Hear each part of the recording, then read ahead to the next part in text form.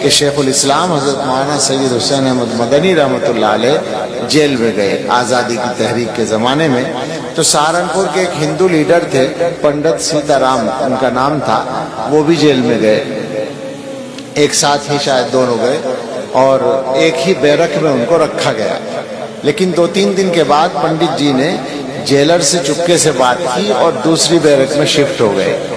حضرت کو پتہ چلا تو حضرت نے جا کر ان سے ملاقات کی اور کہا کہ بھائی آپ مجھ سے کچھ آپ کو تکلیف پہنچی ہے شاید، اس لیے آپ نے میرے ساتھ رہنا پسند نہیں کیا.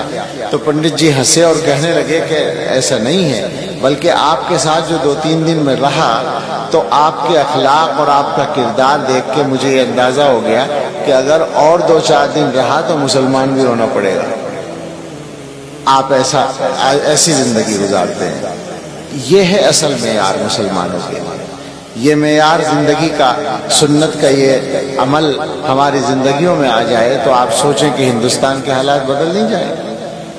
تو بس بدلنے پر بات چل رہی تھی، اپنے آپ کو بدلیے. شروع یہیں سے ہوئی تھی، یہیں پر ختم کرتے ہیں کہ اپنے آپ کو بدلنے کی فکر کیجیے.